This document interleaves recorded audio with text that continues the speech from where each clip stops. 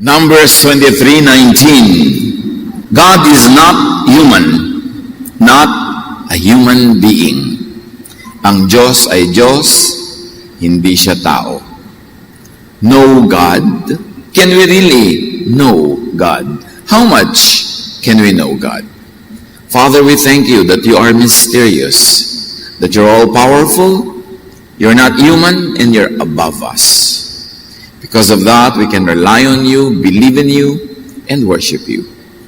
Sa sandaling ito, Panginoon, pakalinisin niyo po ang aming puso, ang aming isip, dalisayan niyo ang aming mga layunin sa paglapit sa inyo, at kami po inyong pagalingin, turuan, akayin, paliwanagan. Kayo ang mangusap, kayong mangaral. Dinadalangin namin ang lahat ng ito sa ngalan ng iyong anak na si Jesus. How can you know God? How much could God be known? Gaano talaga ang pwede nating maabot, maalaman tungkol sa Diyos? First of all, we begin with the fact that God is too wonderful to know. Sobra siyang dakila. Parang isang bata na humukay ng isang dakot na size ng hukay sa buhangin sa tabi ng dagat, at sabi niya, ilalagay niya ang lahat ng tubig ng dagat doon sa hinukay niya. Ganun ang ating isip kaliit at ganun kalawak ang Diyos para lubos nating mapagkasya sa ating isip. God is too great to fit in one's mind. Too broad to be seen in full. Too far and near. Yung far, kailangan mo ng telescope para makita. Yung very near, kailangan mo ng microscope. And in both cases, God's too far and too near. God is beyond the heavens and God is within us. Deeper than cellular level. Microcellular level. So God is too far and near to be seen clearly by the naked eye. Kaya ipinagbabawal ng Panginoon ang mga imahen, mga images. Because images limit and trivialize and oversimplify God. Pag gumawa ka ng imahe ng Diyos sa mukhang tao, pinagmumukha mo siyang tao, hindi naman siya tao. Lalo naman pag pinagmukha mo siyang hayop o halaman, kasi siya ang lumikha ng lahat ng yon. Kaya sa pagbibigay ng mga images, kung minsan Western images, isa yung mukha ng divine. Sa Eastern images, apat ang mukha ng divine nila. Ibig sabihin, kita ang east, west, north, south. Pinapakita nila na maraming pwedeng makita ang dakilang lumikha. Sa mga imahe ng Western icons, dalawa ang kamay ng mga divine personages. Sa east, kung minsan, 5, 6, 8 ang kamay. Naakala ng mga Western trained theologians ay monster. Pero sinasabi lang nila, maraming kayang gawin ang Diyos. Pero lahat ng iyon ay hindi sapat, kaya ayaw ng Diyos ng imahen, nalilimit ang perception tungkol sa Kanya. 1 Corinthians 1:25, ang inaakala nilang kahangalan ng Diyos ay karunungang higit pa sa karunungan ng tao. This is a metaphor, this figure of speech. Hindi naman ibig sabihin may kahangalan ng Diyos, pero ang sinasabi ng 1 Corinthians 1:25, yung pinakakonting alam ng Diyos, higit pa sa pinakamaraming alam ng buong katauhan. Sobra siyang lampas-lampas. Sobra siyang dakila. At ang inaakala nilang kahinaan ng Diyos, ay kalakasan higit pa sa kalakasan ng tao. So the weakest point of God is greater than the strongest point of humans. If God had a weak point. Paghahambing lang yun. Pag-dramatize ng mensahe. God is so wonderful to know. Deuteronomy 29:29, the secret things belong to the Lord, our God. But the things revealed belong to us. So merong ipinagkakaloob sa ating karunungan at merong hindi. Napakakonti ng alam natin. What we know is little, what we do not know is immense. Kaya hindi pwedeng magyabang ang tao. Isaiah 55:8, ang sabi ni Yahweh, ang aking kaisipan hindi nyo kaisipan. At ang inyong kaparaanan ay hindi ko kaparaanan. Kaya sobra namang presumptuous sa mga tao pag sabing magagalit sa iyo ang Diyos. Talaga, alam mo ang mga iisipin ng Diyos? Alam mo talaga, ikakagalit niya, alam mo yung hindi? Ito ang sabi ng Diyos. Ito ang gusto ng Diyos. Yung pala, opinion lang yun ng tao, inimbento lang ng mga katuroan. Ano natin malalaman kung ano talaga ang gusto ng Diyos? How much could be known about God? Not much. Not much. At dahil dyan, people would remain guessing and fearful, respectful. Hindi nagmamalaki, hindi nagyayabang, na alam na niya ang kalooban ng Diyos. Na alam niya kung paano i-apply, paano i-interpret ang lahat ng mga bagay na may kinalaman sa kaluwalhatian at kabanalan ng Diyos. 2 Timothy 2:15, sikapin mong maging kalugod-lugod sa paningin ng Diyos, isang gagawang tama ang paggamit sa salita ng katotohanan. So may maling paggamit. Kasi sinasabi, sikapin mo maging tama ang paggamit mo. One knows that he correctly handles the word of truth by using the Jesus filter, which is love. Yung lahat ng mga doktrina, tradisyon, teachings, regulations, and laws, parang papadaanin mo yan sa prism, dapat ang lalabas na light, white light, which is love, Jesusness. Jesus is light, the light of the world. Pag ang basa mo, interpretation, application mo ay hindi loving, pagdudahan mo kung tama ang iyong basa, interpretation, and application. At dyan babagsak ang napakaraming religious teaching. Hindi loving ang mga application. Katulad ng i-apply nila ang law sa babaeng nahuli sa pagsiping sa lalaki hindi niya asawa, i-apply nila yung law, ang ano yung law, babatuhin hanggang mamatay. Loving ba yun? Kind ba yun? So hindi ipinatuloy yun ni Jesus. Kaya ipinadala ang Panginoong Jesus para itama ang pagbasa ng law at ang application dapat loving. Lahat ng mga religions, nagkiklaim sila ang mayroong tama. Sila ang tama magbasa, sila ang tama ang interpretation. But Jesus is the filter. And how will you know which religious ideas to believe in, to subscribe to apply? Use the Jesus filter. Itatanong mo sa sarili mo, is my reading and interpretation and eventual application loving? Kasi kung hindi ka naman loving, sayang lahat ang religion mo. Nag-religion ka pa. Dapat susukatin, susuriin kay Jesus. How much could be known about God? Not much. Therefore, people should be tentative and humble. In knowledge, in theology, in philosophy, in doctrine. Mas pagtitiwalaan ko yung taong religious leader or teacher or advisor, tapos itatanong ko, mayroon po ba kayong alam na sagot sa lahat ng tanong ko? Mas pagtitiwalaan ko yung magsasabing, wala. Marami akong hindi alam, inaalam ko pa lang, inuunawa ko pa lang. Wala akong maibibigay sa iyong napakaklaro at siguradong sagot. Mas katiwa-tiwala yun kasi merong alam ko. Doctrine, my doctrine is solid, it is right, it is perfect, it is never wrong. Mas magduda ako doon. Paano niya nagagap, nahuli, ng buong buo ang kalooban ng Diyos? Tao lang siya. Mas kapanipaniwala yung humble sa pagtuturo na ang trato niya sa mga tinuturuan, pinangungunahan ay fellow seekers. Imbes para siyang has arrived and has known everything. Tapos ang yabang-yabang magdoktrina, lahat na ng lihis sa kanyang turo ay mali na, lahat na ng hindi niya kakampi ay sa demonyo na, mas kaduda-duda yun. 1 Corinthians 13:9, si Paul na mismo ang nagsabi ha. So Paul was taken to the third heaven to reveal many things. Pero sabi niya, hindi pa ganap ang ating kaalaman at hindi rin ganap ang kakayahan nating magsalita ng mensahe mula sa Diyos. So basing it on this realization of Paul, no one can be dogmatic. Walang taong nasa tamang pag-iisip ang magkakaroon ng napaka-final na salita, pagpapahayag, pagtuturo ng mga bagay na tungkol at mula sa Diyos.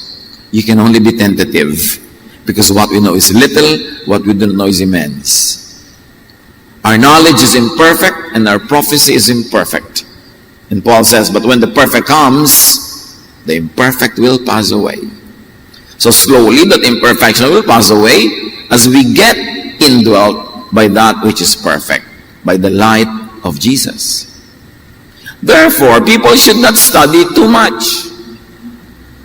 Si Solomon naman, the closest person in the Old Testament to Jesus, he is the wisest ever. Ecclesiastes 12:12, sabi niya, ang labis na pag-aaral ay pahirap sa katawan. Too much study wearies the body. So do not overstudy, overread, overinterpret, and overapply to the point of bleeding. Yung iba sobrang makapag-aral eh. Nilalaslas na ang pulso, binabato na ang kapwa, ginugutom na ang sarili, tinatalikuran na ang pamilya. Tapos mali pala yung reading. Paano yun? Sobrang bayad para sa mali. Sabi na ni Solomon, too much study wearies the body. Huwag kang magkandara pa at magpagulong-gulong at magpakamatay ka. Aaral lang ka, kalit-liit ang tudlok dyan, kalit-liit ang kahulugan, ganyan-ganyan, sobra ka nang napagod. Hindi ibinibigay sa iyo ang katotohanan para ka pagurin, kundi para ka bigyan ng pahinga. Para ka mapanatag, hindi para ka matakot. So do not indulge in useless, foolish religious arguments, debates, contests. Titus 3:9, iwasan mo ang mga walang kabuluhang pagtatalo, ang mga away at alitan tungkol sa kautusan. Ang mga ito ay walang pakinabang at walang halaga. Sa Bible na nga nakalagay, huwag niyong pagtalo-talunan yung mga kautusan. Walang kakauwian yan. Away, gulo, hirap ng loob. And for all you know, yung pinaglalaban mo, baka hindi pa rin talaga yung tama. So bakit ka naman mananakit ng kapwa? Bakit ka makikipagkasira sa mga kaibigan, lalayo sa mga kamag-anak? Dahil talagang sure ka na yun ang gusto ng Diyos para sa iyo. So niya, iwasan nyo yan. Walang kabuluhan. Only fools debate issues about the divine. Who are we to debate issues about the divine? Who can dare to say he or she knows God?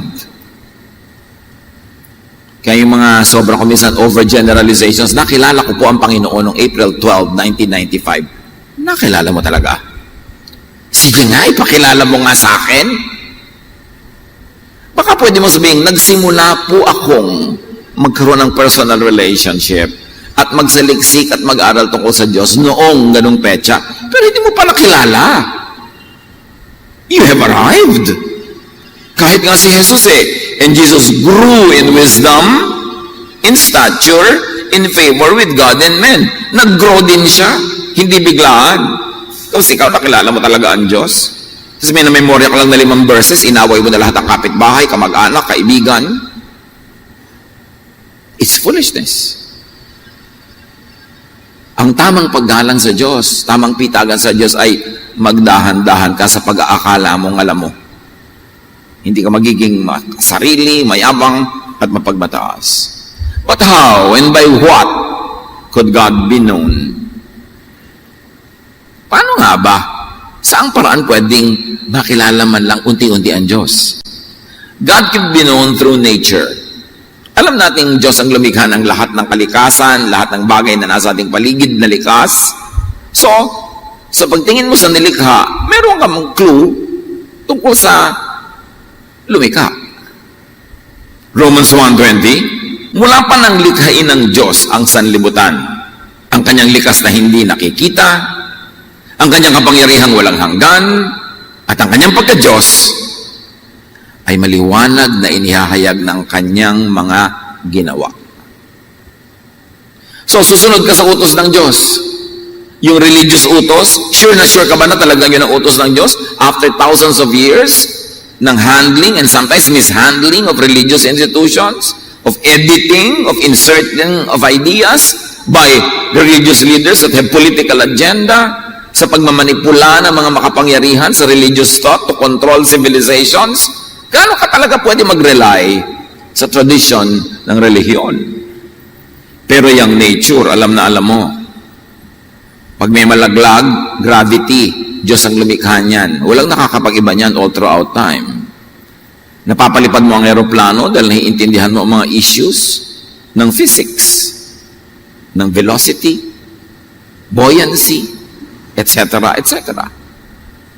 So gusto mo talaga makilala ang Diyos, know scientific laws. Because science is behind nature, and nature was created by God. Nature, natural law reveals aspects of God's law, even of God's character, and very especially, God's essence. Pag nakikita mo kung paano nag-unfold ang nature and you obey it, you're obeying God's highest law, more than religious law. Kaya alam mo, halimbawa na merong gravity, maglalagay ka ng bahay sa gilid ng bangin, konting lindol, mahuhulog ka, hindi mo nirespect ang God's law. Kaya may nangyari sa iyong di tama. Maninirahan ka sa gilid ng ilog na alam mong pagka maraming ulan sa bundok, aapaw yung ilog, aanuring ka, hindi mo sinunod ang God's law. May mga ganong God's laws. Pagod na pagod ka na, hindi ka nagpapahinga, yung katawan mo, bibigay, magkakasakit, hindi mo sinunod ang God's law. God's law of health, or laws on health. Marami pa. Naninira ka, nagchichismis ka, sumasali ka sa mga intriga, tapos nasaksak ka, namatay ka, you did not obey God's law na you should not create enemies, needless enemies. Hindi ka nag-iingat. So beware of theology that opposes God's natural law. Theology that opposes God-given natural feelings, wants, and even desires. At dyan naging magaling na napakaraming relihiyon in the past thousands of years to demonize legitimate, God-given human desires. God ang lumikha sa atin. God ang nagbigay sa atin ng mga senses. God ang nagbigay sa atin ng sensuality. God ang nagbigay sa atin ng ating appetites. These are all tools for survival, for procreation, for continuous existence. Pagkatapos, umuso yung self-denial, gutumin ang sarili, pahirapan ang sarili, masamain ang lahat ng gusto mong masasarap na bagay. It's against natural law. So you would know that religious thought could sometimes oppose God's natural law. So dapat alam mo kung saan ka susunod para hindi ka lito. And God can be known through prophets also, but only very vaguely and up to a point. Kung napakalaki at napakalinaw ng pagpapakilala ng Diyos sa pamamagitan ng kanyang mga nilikha sa kalikasan, nagpakilala din naman siya sa mga pahiwatig, mga bulong-bulong, bugtong-bugtong sa mga propeta. Hebrews 1:1, noong una, nagsalita ang Diyos sa ating mga ninuno sa iba't ibang panahon at sa iba't ibang paraan sa pamamagitan ng mga propeta. Kaya lang yung mga bigay sa propeta, kung minsan panaginip, pagising niya, baka mamaya hindi na accurate ang kanyang interpretation or recollection. Minsan mga dumadaang tinig, minsan mga pahiwatig na subject pa rin to the interpretation of the prophet. And then syempre, kung na-interpret man tama ng prophet, yung prophet ay may nakinig sa kanya, yung nakinig sa kanya, nagkwento sa nakinig sa nagkwento, nagpalipat-lipat ang mga bibig at tenga hanggang mamaya, nagkanda iba-iba na yung teaching. And that's what we have. Oral traditions of teachings. For thousands of years, they were oral, verbal, not yet written, kasi hindi pa na-invento ng taong pagsusulat. And then isinulat lang much later. Gaano karami sa mga original revelations given orally and delivered and preserved orally were really preserved correctly, and how correct were they preserved? How correctly? Tapos ang naisulat, sinusulat nila sa mga balat ng hayop, sa mga dahon, sa mga nabubulok na bagay, so ililipat na naman sa bagong material after a few years. Gaano ka-faithful ang mga transfer niyan, ang mga transcriptions? Kaya dapat may pang-validate ka. Ito bang binabasa ko talaga, reliable pa to? At ang ating reliance is on the Jesus filter. Jesus was sent to correct every mistake, to shed light on everything, to be the way to God. So sa kanya mo sukatin ang lahat. At pag hindi Jesusness, hindi loving, hindi kaya niyong reading, pagdudahan mo na.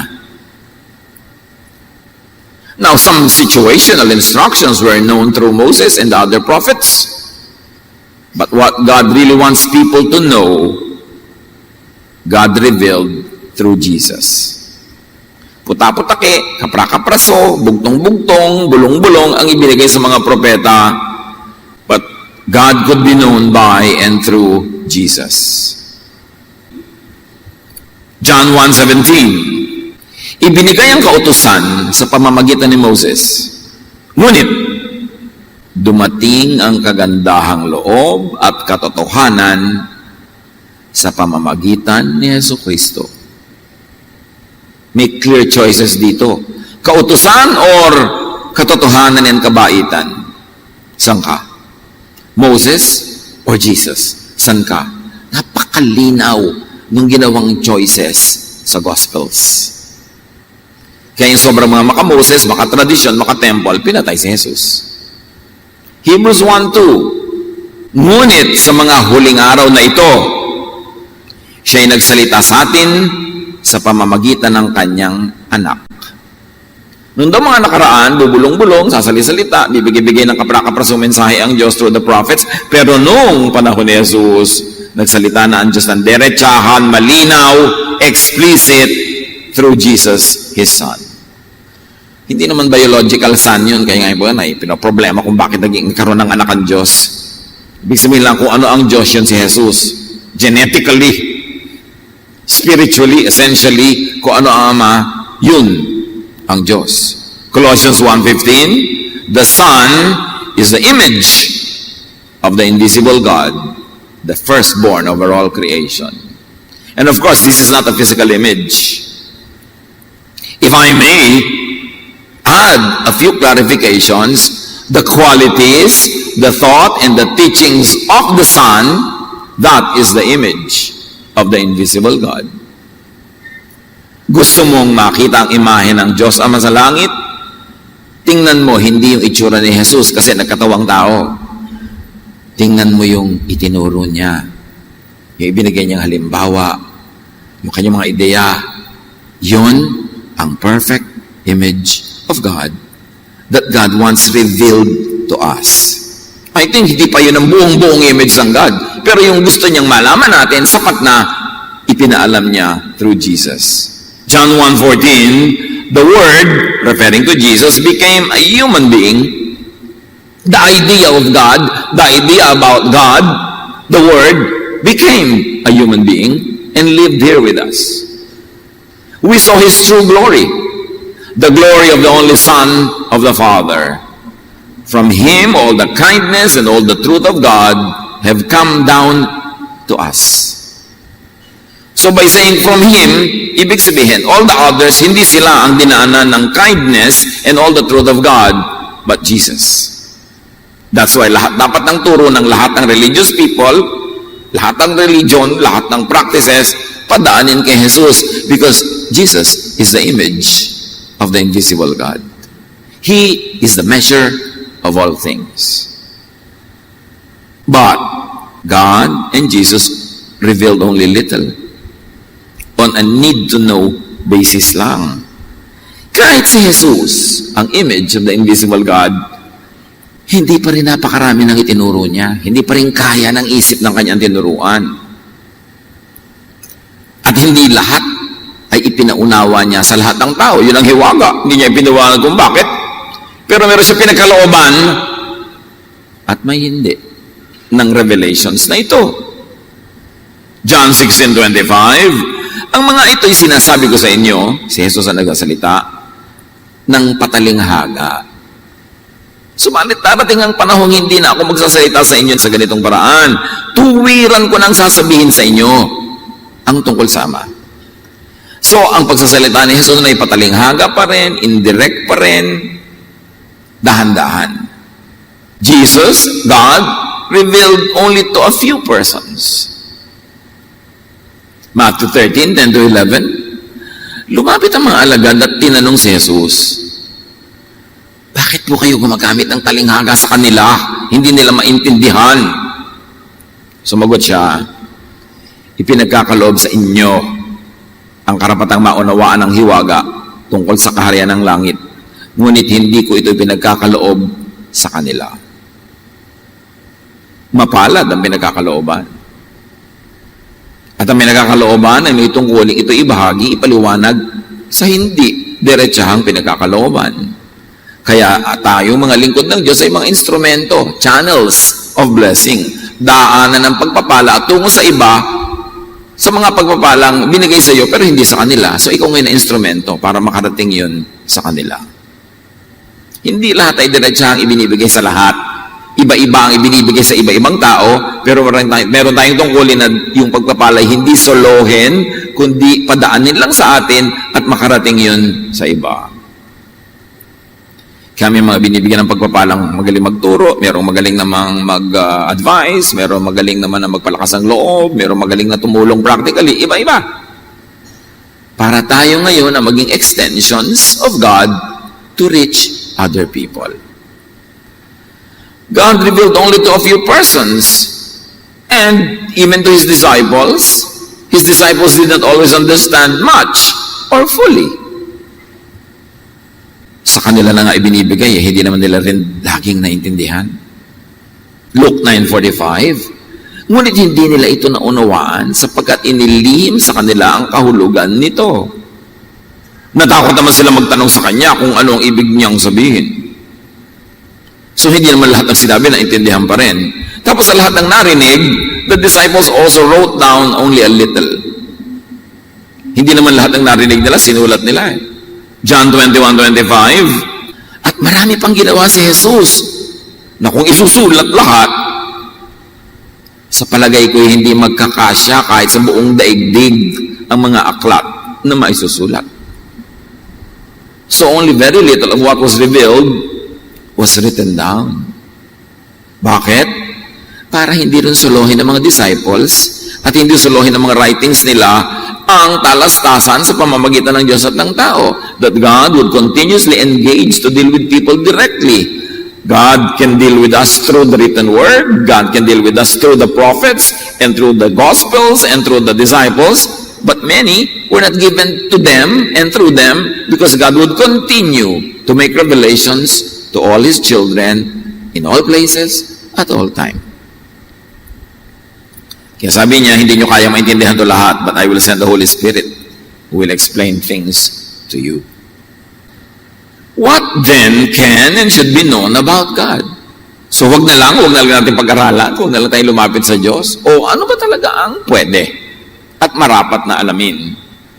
God teaches us through Jesus that which helps people survive earthly life. Kaya mahalaga yung pagbabasa ng Jesusness, pag-apply ng Jesus filter.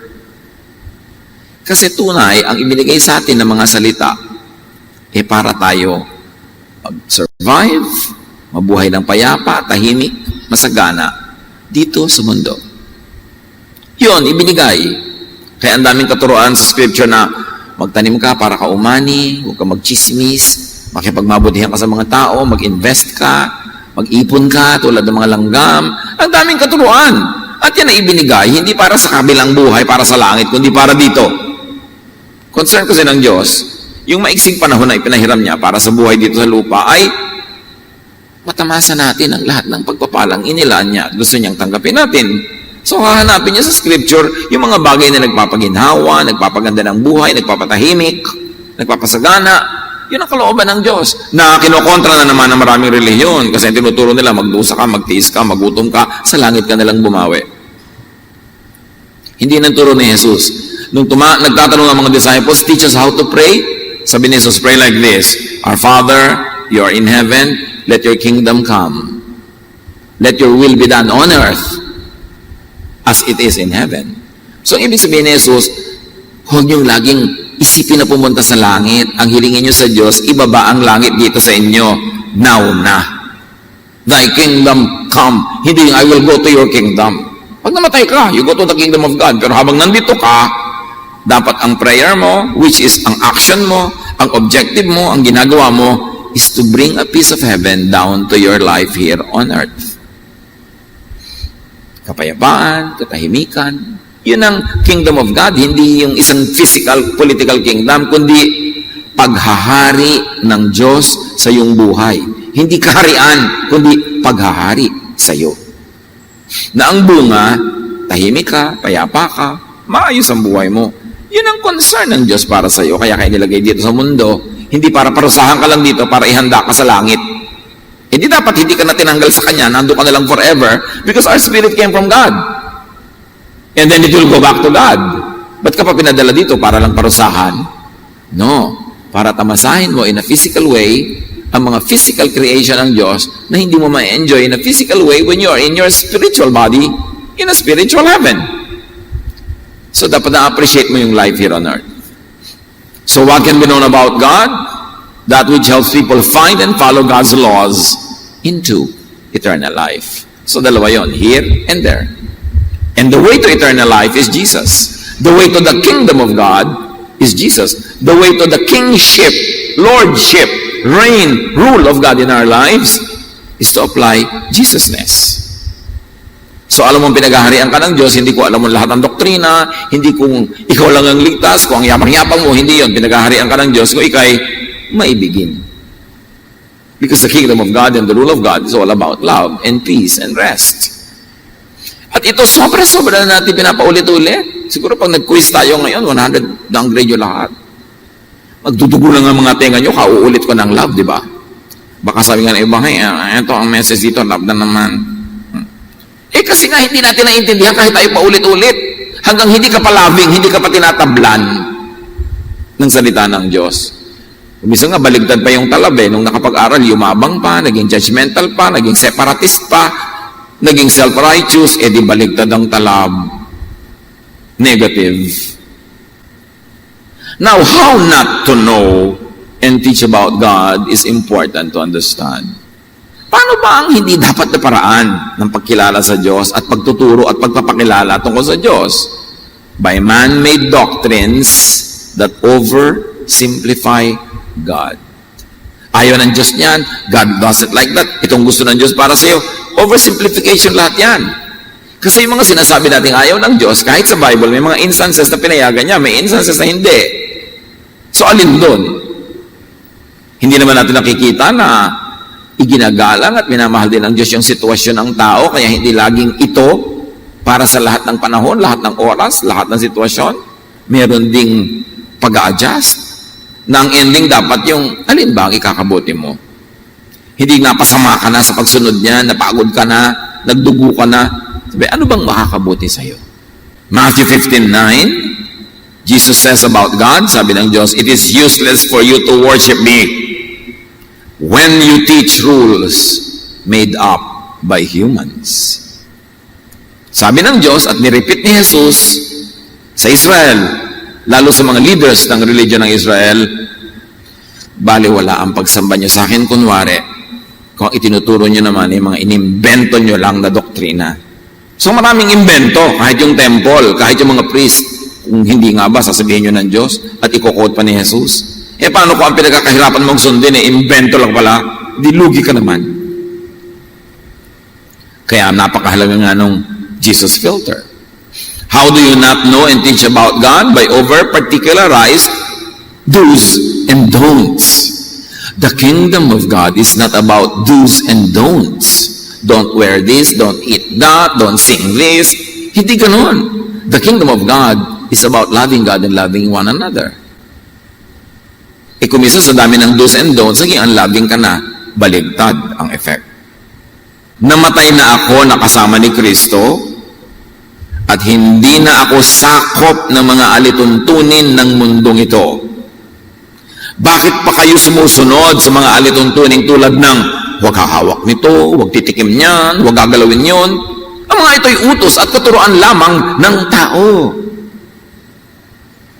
Sabi niya na, kay Jesus na ako, tapos pinagbabawalan mo pa akong isuot ang gusto kong isuot, pinagbabawalan mo pa ako sa haba ng aking buhok, pinagbabawalan mo pa ako kung anong pwede kong kainin, saan ako pwede pumunta, sinong pwede kong pakinggan, lahat yan, sabi niya, invento ng tao para sarilinin, solohin nila ang control sa kanilang mga followers. Sabi, namatay na ako tulad ni Kristo. Namatay na ako sa control ng law. Nabuhay na ako tulad ni Kristo. I'm now free. Bakit mo na naman ako ipinapasa ilalim sa kutakot-takot at sangkatermang do's and don'ts? Very clear. How not to know God and teach about God? Not by exclusive religious franchise. Alam natin yung franchise. Pag franchise ka ng isang brand ng pagkain, Ganito dapat ang timpla ng iyong juice. Ganito dapat karami ang asin ng iyong hamburger. Ganito dapat kahaba ang mga patatas na naglalawitan sa mga lalagyan. Ganito dapat ang itsura ng uniform ng mga nagpapaserve. Ganito dapat, ganun dapat. Yun ang franchise. But how do you not teach about God? By exclusive religious franchise. Yung nagsasabing, kami lang ang tama, lahat mali. Kami lang ang ligtas, wala nang iba. Yun ang mga exclusive. Paglabas sa amin, mali, kolorum, evil. Pati mga disciples ni Jesus, guilty dyan sa franchise.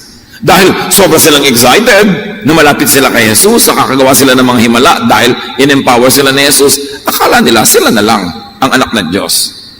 Mark 9:38-40, sinabi sa kanya ni Juan kay Jesus, Guro, nakakita po kami na isang tao nagpapalaya sa mga demonyo sa pamamagitan ng inyong pangalan. Di ba dapat kami lang ang gagawa nun? Pinagbawalan namin siya dahil hindi natin siya kasamahan. Hindi siya member ng ating religion, ng ating sekta, ng ating grupo, ng ating department.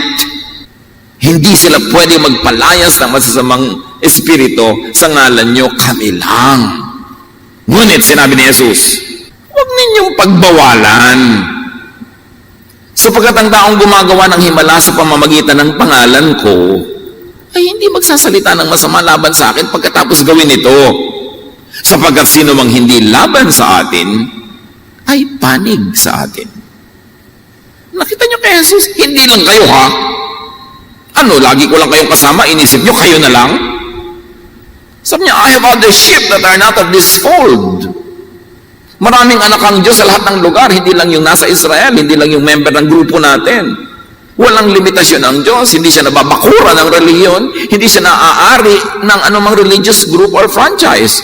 God will bless whom He likes to bless, God will reveal to whoever He likes to reveal, and God will save whoever He likes to save. It's not only through one specific group.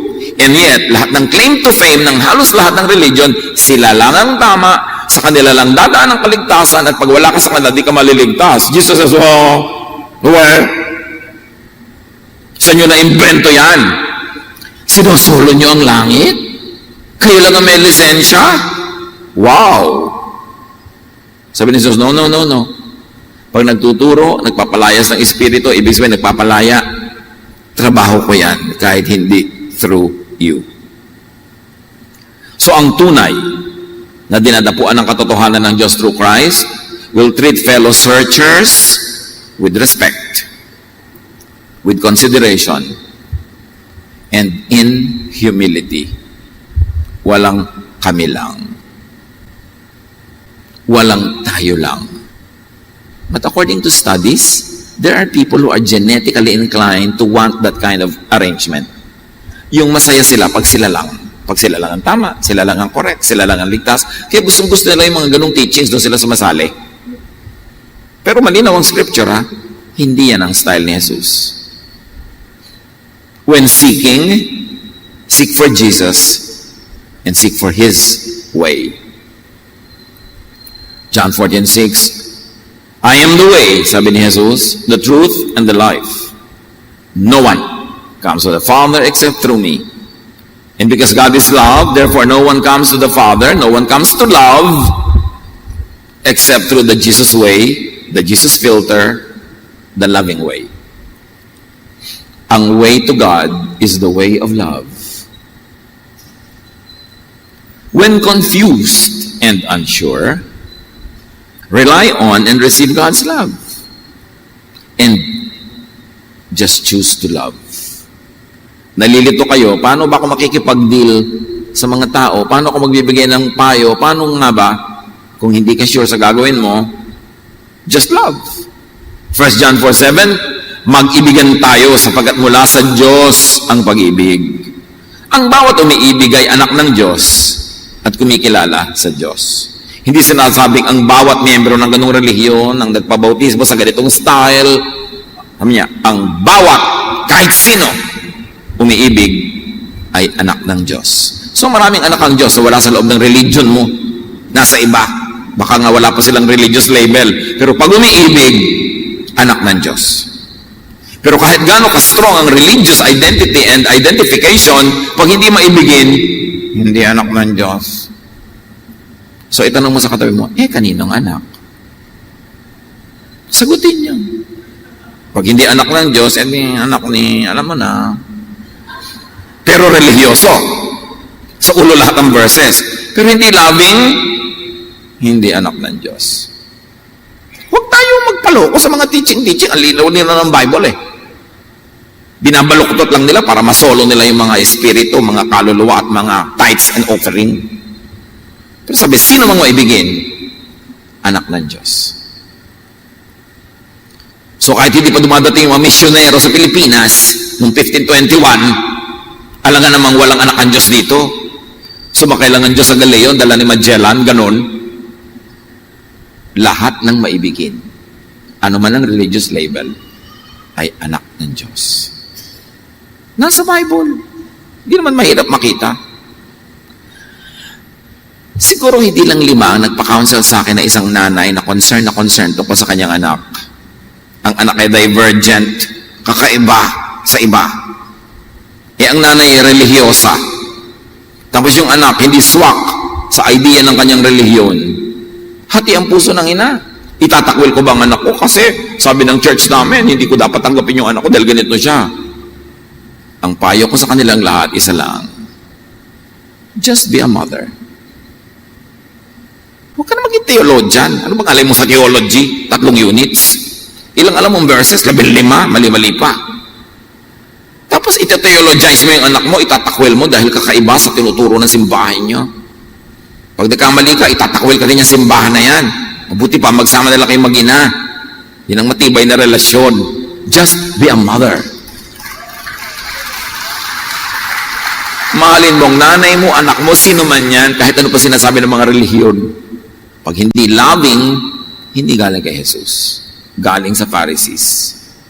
Yan ang problema sa atin close family ties, tapos may biglang magba-Bible study, matuturuan ako ano-ano, makikipagkasira sa mga kamag-anak. Hindi na atin sa mga libing ng mga kamag-anak, mga kasal, mga kung ano-ano. Kasi sabi ng church nila, evil yun, masama yun. Samantalang si Jesus, present sa lahat ng kasalan, lahat ng party. Kaya nga ang tawag sa kanya, friend of tax collectors and sinners. Sabi ng mga Pharisees, why, bakit ang amo nyo nakikisalo sa mga tax collectors and sinners? Tapos ikaw ngayon na sumusunod kay Kristo, makikihiwalay? Sino sinusunod mo? Di Pharisees. Nagiging unloving ang maraming nagba-Bible study. Pagka baluktot ang handling at hindi pinapadaan sa Jesus filter ang turo. Nagiging makasarili, sectarian, nagiging dogmatic, separatist, nagiging self-righteous, and judgmental. Lahat yan ay anti-Jesus. 1 Corinthians 13:3, and now these 3 remain: faith, dakila yan hope, dakila yan, love, but the greatest of these is love. Can you imagine that love is even greater than faith? That when you are loving, daig mo pa yung may faith. Yun ang highest level of faith. To be loving. And true love is inclusive. It is unconditional and not judgmental. Daig niyan yung faith. Daig niyan yung doctrine. 1 Peter 4:8, love covers over a multitude of sins. Ang pagmamahal ay pumapawi ng maraming kasalanan. Tulad ng mahal tayo ng Diyos through Jesus, napawi ang ating kasalanan. So kung mahal mo ang isang tao, mahal mo ang iiral, talsik, talbog, borado ang mga kasalanan niya sa tingin mo. Kasi love mo ang mangingibabaw. Love is the greatest commandment. It is the greatest doctrine of all. Kaya lagi nang gagalaiting, doctrine. Loving ka ba? Mark 12:28-31. One of the teachers of the law asked him, meaning Jesus, of all the commandments, which is the most important? The most important one, answered Jesus, is this: love the Lord your God with all your heart, and with all your soul, and with all your mind, and with all your strength. So physical, mental, spiritual love yan. Lahat-lahat na. The second is this: love your neighbor as yourself. There is no commandment greater than this. At At yung neighbor na yon, hindi lang kapitbahay mo next door. Pag Israel ang kausap, ibig sabihin neighbor, Gentiles. Neighboring country, neighboring community, neighboring culture. Sabi niya, love your neighbor as yourself. Wala nang hihigit pang kabanalan kesa dyan sa maging maibigin ka. Pupunta ka sa church, may nadaanan kang may aksidente, nagugutom, tinulungan mo, na-late ka na tuloy sa church, that is greater than being present, tapos hindi ka naman loving. Love is the greatest. And yet, I see many religious people who have been blinded by doctrinal teaching na kahit may sakit yung kamag-anak, iniiwan sa bahay para magsimba siya. Ha? Ba't di mo alagaan yung nanay mo? Simba yan.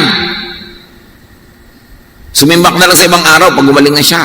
O pag meron ka ng kahalili sa pag-aalaga, tsaka ka sumimba. Pero yung nanay, iiwan ko po kayo kasi Sunday po ngayon and this is the day of the Lord. Eh, anong Lord yan? Papaiwan ako sa'yo. Eh, nung pinanganak ka kita, hindi kita iniwan nung nalaglag ka bigla nung naglalakad ako. Inalagaan kita, tapos ngayon, nakakuha ka ng religion, iiwan-iwan mo ako. Anong klaseng religion yan? Hindi naman laging physical presence sa mga religious activities ang mahalaga, kundi saan mo dinadala ang iyong lakas, ang iyong pag-ibig, ang iyong tulong. Napakahalaga ng fellowship. Sabi sa Bible, do not neglect being together, to learn together, to study together, worship together. Pero sometimes your schedule requires that your body be present in somewhere, in a place where you are needed. Be there. And make up ka na lang. Another time. Next time. Pero huwag mong idadahilan ng pagsisimba para hindi ka maging loving and caring for others. Kindness is high religion. Kaya si Jesus, sabi niya, sa pagdarating ng panahon, pag naghuhusga na ang Ama, sabi niya, kayong mga mababait, ali kayo, may premyo kayo. May ganun. Nakakulong ako, dinalaw niyo ako, may sakit ako, ginamot niyo ako, nagiginawa ko, dinamitan niyo ako. At sabi ng mga tao, kailan naman po namin ginawa yun? Hindi naman namin ginawa yun. Sabi, Ama, lahat ng ginawa mo sa mga taong nangangailangan yan, tinuturing kong ginawa mo sa akin. Kaya halika, narito ang iyong gantimpala. At sabi pa sa Bible, high religion is this: visit orphans and widows and help those who are sick, to help people who are in distress. Yun ang high religion. Kabaitan, kabutihan, no matter the religious label. Love is the distinction of the Jesus believer. Not the verses that they know, not the version of the verses that they know, not how they wear clothes, not what they do, but how they love others. John 13:34-35, isang bagong utos ang ibinibigay ko sa inyo ngayon. Magmahalan kayo. Kung paano ko kayo minahal, gayon din naman, magmahalan kayo. Kung kayo ay may pagmamahal sa isa't isa, makikilala ng lahat na kayo mga alagad ko. So paano doon nakikilala mga tunay na alagad ni Jesus? Nagmamahalan. Hindi sa mga religious pronouncements, hindi sa mga kasuotan, pag nagmamahalan. Kaya ibang very, very obviously enamored with distinctives. Ano bang ating distinctives? Ang distinctive ng mga anak ng Diyos, love. Hindi verses. Hindi mga uniform, mga regulation, ano ba dapat nating isuot, anong pwede nating kantahin. No, love. Tapos makikita mo kumiso sa mga churches, statement of faith. Nakakwadro pa. Itong pininiwalaan namin. Ibig sabihin, pag hindi ka naniniwala dito, chupi, pwera ka dito. No. But the statement of faith of the people of God is love. Kaya nga kung may statement of faith ng church, nakakwadro, dapat nakalagay lang doon, drawing ng puso. Love. Ito kami. Sabi ng mga tao, attend ako sa inyo, pero ano ba pininiwalaan nyo? No, love. Eh, ano paniniwalaan nyo tungkol sa bautismo, tungkol sa suot, tungkol sa buhok, tungkol sa dinuguan? Love ang pininiwalaan namin. Yung mga yan, nakasubsume doon. Pag hindi loving ang reading and application, hindi na yan ipinagbabakbakan dito. We don't kill or die for it. Because the greatest distinction of the people of God is love. And distinctive should not be exclusive, but inclusive. Pag doctrinal yung distinctive mo, exclusive agad yun eh. Kayo lang tama, mali yung iba, puwera sila, kayo lang kasali. But God is love. It is useless to speak, to know, and to do anything outside of love. 1 John 4:20, ang nagsasabing iniibig ko ang Diyos, subalit napupuot naman sa kanyang kapatid, ay sinungaling. Iniibig mo ang Diyos, tapos wala kayong pinag-usapan, hindi kapintasan ng mga ibang religious groups. Kung paano nyo papatasin ang sarili nyo at ibababa sila. Yung sinungaling kayo. Dahil hindi mo iniibig ang iyong kapatid, napupuot ka pa nga. 1 Corinthians 13, 2-3. If I have the gift of prophecy, which is very important, and can fathom all mysteries and all knowledge, also very important. And if I have faith, very important, that can move mountains, but do not have love, I am nothing.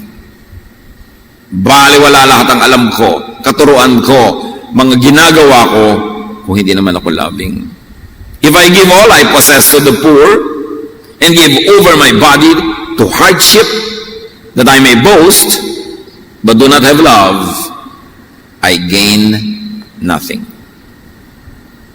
So love is the purest and the best doctrine. That because of that, Jesus died.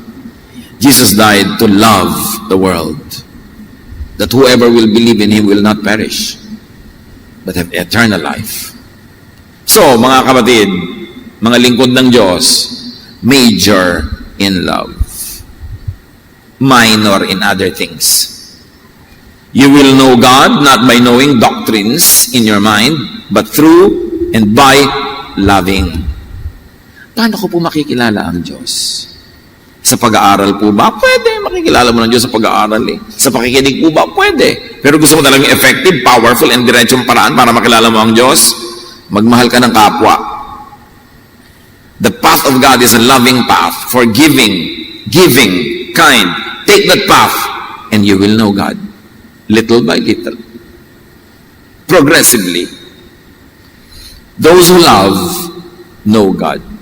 Whether they understand in their mind or not, if they are loving, they know God because God is love.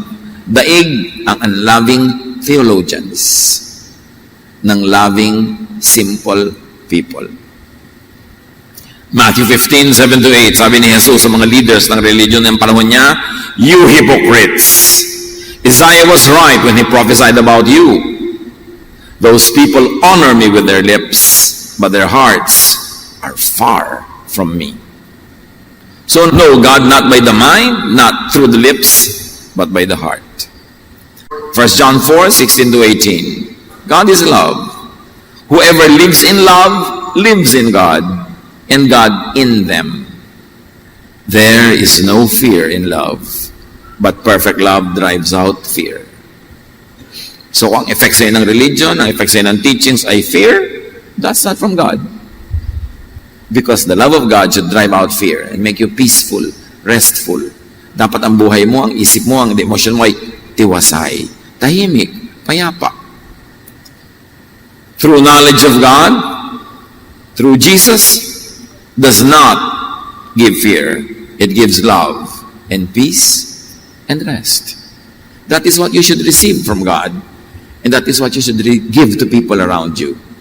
Restfulness, peace, unconditional love and acceptance is the only way that there could be a peaceful climate in our families, in our workplaces, in our church, in our society, to apply Jesusness, not Mosesness. To love unconditionally, to give and forgive. Because that is what we receive from our loving God through Jesus. Thank you, Father, for your love.